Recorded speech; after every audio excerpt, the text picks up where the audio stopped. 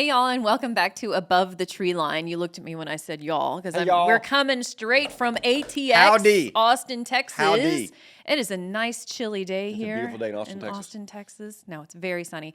Today, we are going to address one of the questions that has been asked, and I think it's being asked because we're approaching election time. Yeah, definitely. And this question is about immigration. And I think when most people talk about immigration, they talk about illegal immigration. So today, I want to address first the differences between legal and illegal immigration, and also kind of acknowledge the Christians on both sides of the argument, because regardless of which camp you fall into, if you're a Christian, you have kind of biblical support seemingly for being in the camp that you're in. So we want to address this. This is a very divisive topic, not only this between is going to be so much fun. Right. Not only between Democrats and Republicans, but amongst Christians, because there's the truth and love side. Okay, so we're going to start legal versus illegal immigration. So legal immigration is basically the process of leaving your country and legally becoming a resident in another country. It's kind of a very difficult, It's hard. long, It takes painstaking years. It takes years and costs money. process. Yep. And then on the other hand, we have illegal immigration, which is people just coming on their own, breaking laws, which is why it's called illegal, because it is actually you're breaking a law if you enter the country illegally and stay here. So we have people who want to come to America because it's like the land of opportunity, right? I mean, we sell the American dream, and most immigrants are looking for safety, for prosperity. So before we dive into this, does the Bible actually talk about immigration? It talks about hospitality. It talks about, from the standpoint of the nation of Israel, and it uses the words aliens, and so I'll use the word, but I don't mean it derogatorily at all. Israel had aliens in its midst as they settled the land, and after exile as well, and they were told to care for those aliens. So the aliens were people that had been captured and eventually set free within Israel's borders, or they weren't completely thrown out, but they'd wander in or whatever. And so the duty was, you got to care for those people. So So regardless of how they got there, if they were it captured, really, if they wandered didn't in. matter how they got there. And now the Bible also talks about borders and nationality and security and protection and wisdom, so that you can balance those things. But it doesn't address the desire to move from one country to another. Well, it actually does, because King David, when he was so powerful, warriors would leave their nations and defect to him. Right. Because he was such a great leader. Yes. But there so- weren't laws against that back then. Not that I'm aware of. Yeah, not that David I'm aware welcomed of. them. Yeah. He welcomed them. So back then they were moving from country to country, for but it various wasn't reasons. viewed as an illegal action. No. So at what point, I mean, I'm talking kind of specifically to America here, because that's where we are, but at what point did it become a broken law if you entered a country, our country, illegally? The laws have been in the books a long 1700s? time. Yeah, well, I don't know, but a long time. In Texas, as a state, we have laws, and the federal government, we have laws as well, and we have a border for a reason. And you have those big gates around the borders where you have to show your passport and go through customs, all those things for a reason. If you fly internationally, same thing. So you have borders because there's different values, there's different political systems, there's different financial systems, and you want to regulate, supposedly, who's coming in and why, just as you would in your house. Yeah. I mean, it's like, just consider. I heard a person say one time, "There's no such thing as an illegal." I'm like, well, if they're in your house at midnight, standing over your bed with a gun, they may be illegal. So the law is to simply, you have values, you have a nation, you have policy, you have currency. That's all part of defining a culture, and you want to make sure those coming into your culture will align with it and not try to be problematic. So that's why you have borders. So I think that the reason that Christians Forgive me, one more thing. You have a healthcare system, you have an educational Right. system that has a load on it already. So the government may want to limit the flow of new people coming in, so we can provide Medicare and Medicaid, and we can provide education, we can provide services, water, housing. because we have limited for the people we resources. have. And right now, we But have more people than we can do that with. But our country has abundantly more resources than the majority This of is other true. countries out there. So people are flocking to This is the true. land of milk and honey. That's us. They're coming here because we have more resources, and you've seen poverty firsthand. So, I mean, you can identify with why they would want to leave where they are and come here. I think that's a great point, and we're gonna live there for a minute. If I'm a dad, and my best option for my wife and kids is a 800-mile trek through jungles, through bandits, through health risk, through weather. It's an uncertain future in an unknown land that I'm pretty bad off. Yeah, really bad And off. that's the compassion side of people leaving these nations to try to get here. And what they have to go through to get here is horrific. It's just, we have some girls that we knew in Nicaragua, that we sponsored in Nicaragua, not me personally, our church did, that had made the trek to the U.S. and crossed the border. And the stories they tell are horrifying. They are. They're absolutely Because horrifying. they're that But desperate. that's their best option. Right. Yeah. Okay, so I was in one of the neighborhoods around the park or around the church a couple of weeks ago, and I saw a sign in someone's front yard that says "There's no such thing as illegal humans," Yeah. and that kind of caught my attention because I was like, what we're looking at is there's the action of breaking the law. It doesn't make the human illegal. Like I think that people think that Christians think that illegal immigrants are all bad people because they've broken a law. And Christians, we have so many Bible verses. Romans 13:1 was one I have here that Christians use. Let every person be subject to the governing authorities, for there is no authority except from God, and those that exist have been instituted by God. Yeah. So they're saying if you are breaking the law, then you are sinning. So I kind of want to dive into that. If you are illegally entering a country and breaking a law, is that a sinful action? Is it a sin of speed? Yes. Okay. Well, then we'll go with that. Okay. So I sinned on the way but here. I may be willing to pick my battles. Like if I'm driving to the hospital because my wife's in labor and I'm going to go 90 down Mopac, I'm going to be willing to take that ticket. Okay, so maybe you pick your battles. So if my family's going to die in a terrible third world country under terrible circumstances, or there's religious persecution and I've got to get out of there, I'll break the law. I'll break into a house and find food. I will cross a border and throw myself at the mercy of that government to get away from that persecution. I think you're going to pick your battle. So it may be sinful, but I think as a desperate dad or a desperate husband or a single mom, someone trying to avoid trafficking, you take your shots, you take your risks. But in regards to hospitality, we do have to separate the action from the person. Yeah. Because I believe that there's a lot of Yep. immigrants, legal or illegal, who are being met with a great deal of, I don't want to say like hatred, but hateful actions where they're just kind of being shunned. Though you hear the way that people talk about immigration in especially political government arenas, and they're not really talking about the people. They're talking about this illegal action that has got them all up in arms, and they're so upset. And I get why they are upset, because we are a nation of laws. We are a nation of order. But then on the other hand, we are called to love. So it's kind of balancing that truth and love. I feel like that's the scale. It always leans a little heavier in truth Can we or flip love. the interview process here for a minute? Sure. Is it unloving to have a border? I would say no, because God established borders. Is it unloving to have locks on your doors? No. Okay. Yeah, that's the point. It's really messy. It is really messy. really messy. So it can be confusing, especially I feel like for this younger generation of Christians that are coming up. Like it's a very compassionate generation. It's a very merciful generation. And I love that about them, because the Bible calls us to do that. But at the same time, does it call us to say it's okay to immigrate here illegally? Yeah, and to embrace.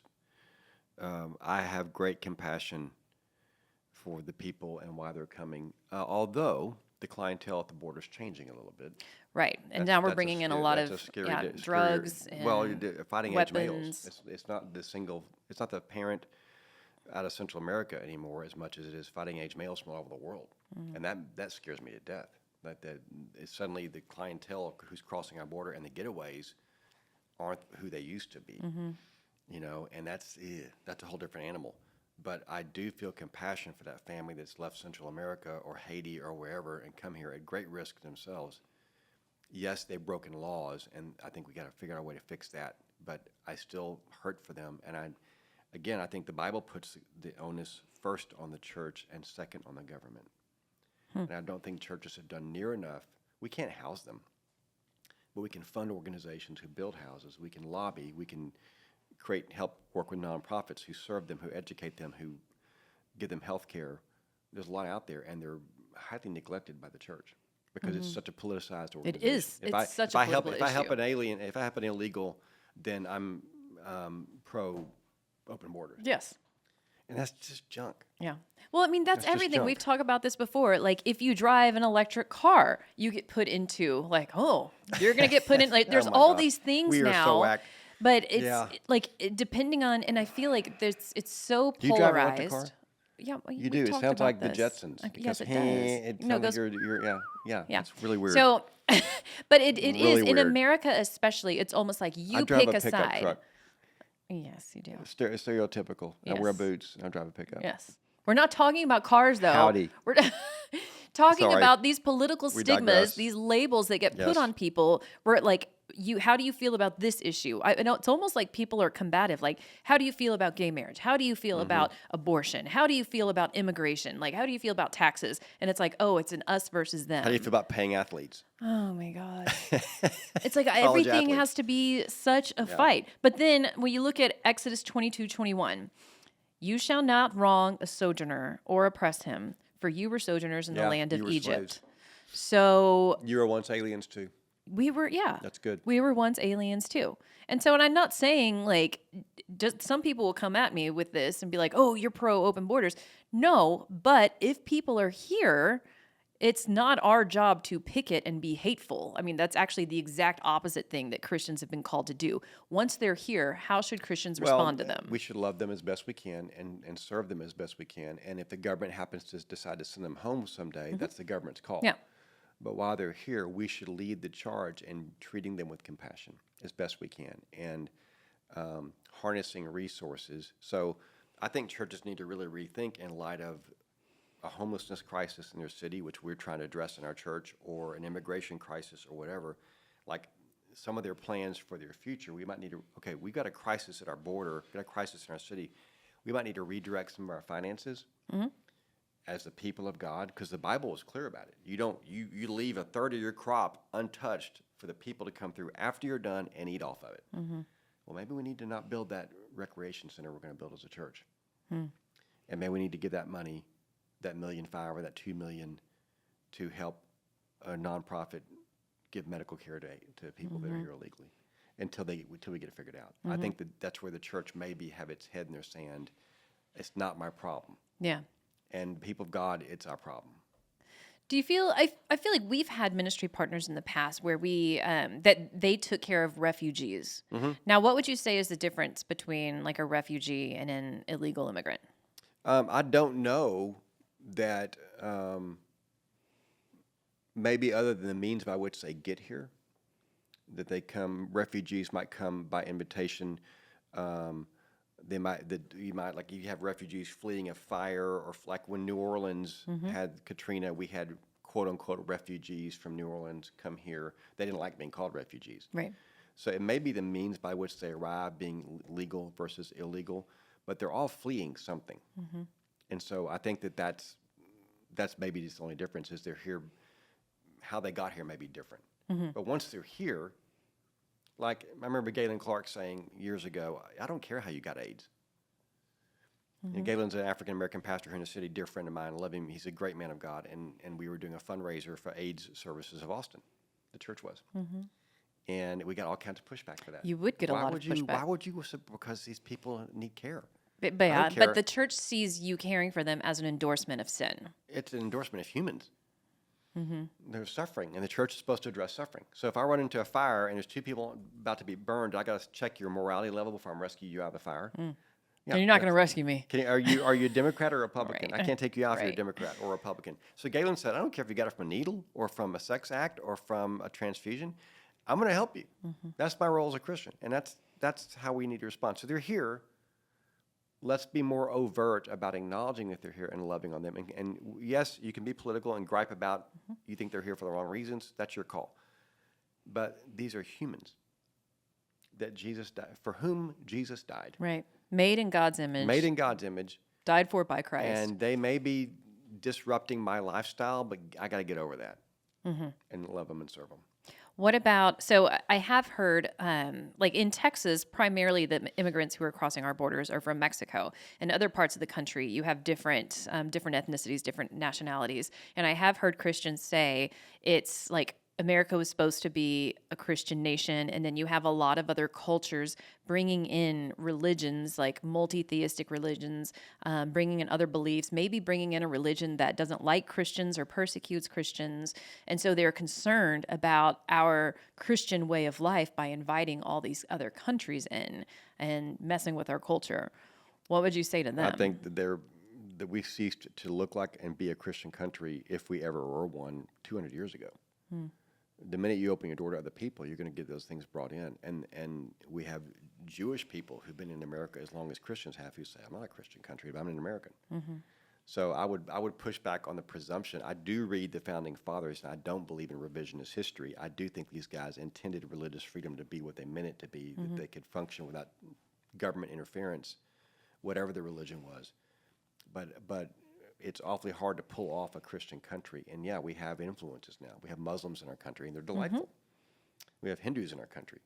We have Hindus in our neighborhood right here, and they're delightful. In a nation, you got to find a way to get along with people who are different than you are, unless you're going to be a dictatorship or a theocracy and control what people believe. We don't do that here in America. So we've lost the ability, I think, Lauren, to love each other and accept each other while being okay disagreeing. See, the problem is if I disagree with you now, it's hate. That's the word that gets used. I disagree with you. Well, you hate me then. You don't use hate.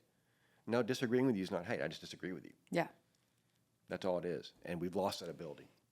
You talked about the immigrants who are out I see your brain here. working. I know. I just opened up a can of worms. Yes, Sorry, you I did. can see her brain working. Oh, look, 3 minutes left. So Hurry, we're just going hurry. to get to this. So there are some different lifestyles, some different behaviors that from other cultures that rub Americans the wrong way. The way you conduct yourself in public, the way you dress in public. But see, I'm going to push back because you used Americans so broadly there. If you live in Seattle, it may not be offensive at all. Right. Well, let's say the Texan way. I think you're being too narrow.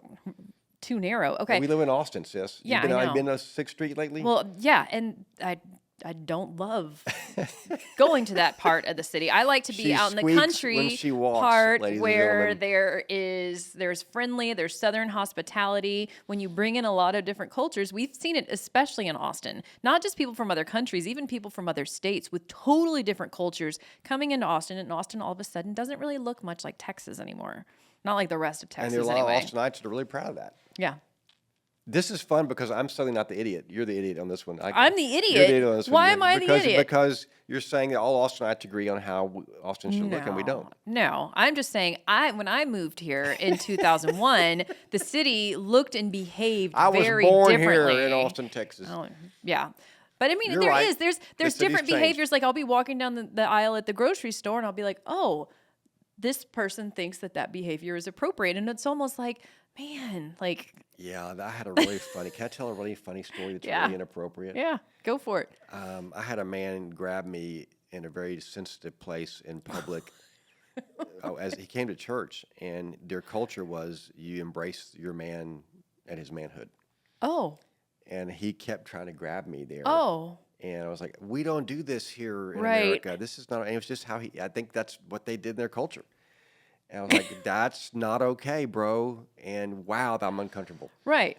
He couldn't have been kinder. And he wasn't trying to make a move. He was like, this is what you do. Like, no, we shake hands. But see, that makes people uncomfortable. Well, look how this conversation's gone. That makes people way uncomfortable. Off. We are so off the immigration We're just topic. talking. No, we're talking about cultural differences. That's a big one. That was it. Got my attention. That changed kind of the I'm environment. still in counseling for that. Okay. What did you say to that man, for example? Just be like, I just would push him back and hug him and say, "Man, bless you." He didn't speak a lot of English, so okay, it was okay. okay. So at the end of the day, the way that Christians should participate in this is we're not endorsing the breaking of the law, but once people are here, whatever the government decides to do with them is the government's That's the job. It is government's our job. job to love them. As best we can. Don't stick your head in the sand. if you can make a gift to a nonprofit that helps these people, if you can, when you meet them, be kind to them, share Christ with them, give them a representation of Christianity in America, that's a great way to serve them. And they're not our enemies. They may be disrupting our lifestyles, but our lifestyles aren't guaranteed in Scripture. The American way is not protected in Scripture.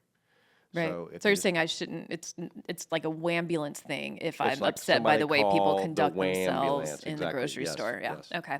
No, I knew you were going to say that. You're Yes. right. You're right. All right. Well, thank you for So diving into the First this. Lady of Nigeria said yesterday, after watching the Met Gala, Oh, Lord. "Don't bring your nakedness to my country. We think women should be covered up and clothed here." And she was offended by the nakedness of the women. The men are covered, the women are not. And she said, in our country, it is a horrible thing for women to expose her skin. So if you Americans come over here, put your clothes on. Agreed. And then, but that's the thing you're talking. It's that cultural difference.